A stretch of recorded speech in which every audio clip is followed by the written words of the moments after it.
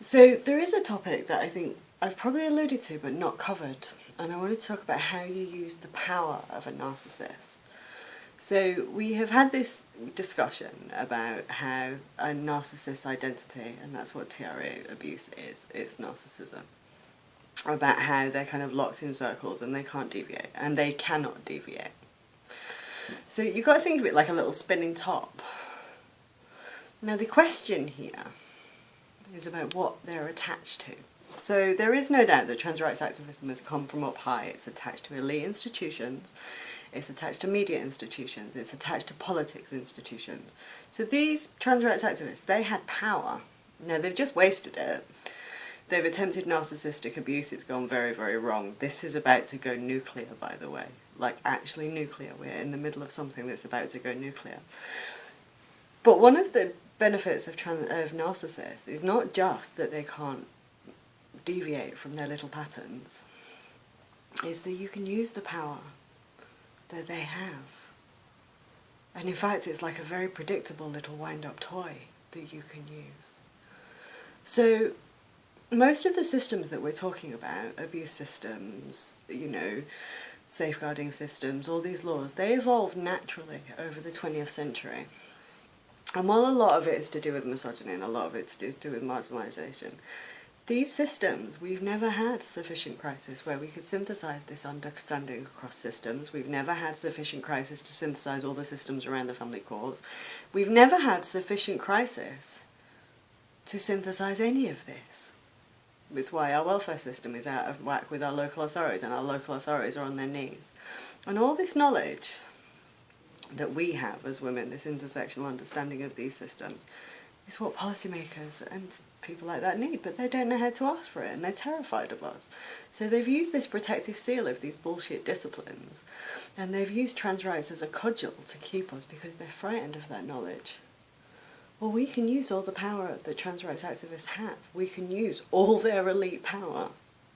We can use the fact that they are hardwired into elite institutions and academic institutions and politics institutions and media institutions, and we can use that elite power to make sure we get recognition of these systems across all sectors. We can use the trans rights activists. We can use their power, we can use their predictability. They have requested a conversation that they cannot participate in.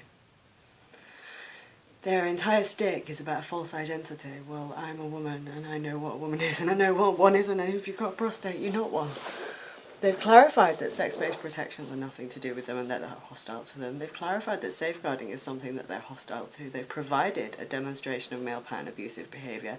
They've hooked it into scalps across elite institutions, and they've been so disgusting and so obnoxious and demonstrated male pattern abuse so clearly that we're in the middle of something that's about to go nuclear. It's time we started using them. It really is. And we're going to have to do that. So, I don't think you should be disheartened, certainly not by their ridiculousness in Leeds this evening. I did do a video which was just fucking outraged on behalf of the women in Leeds who have worked for months, by the way. They haven't worked for weeks. They have overcome every objection over months and months and months and months, and that fucking cunt at Leeds City Council thought that she could just cancel that meeting. Well, Leeds City Council just broke the law, so we will all be on to Leeds City Council next week. And that's an example of how you use the power. So we will now use Leeds City Council acting illegally to force them to recognise the laws that we're discussing. And we're going to keep doing that, and we're going to keep doing that. And every bit of power the TRAs have, we're going to use. Every last bit.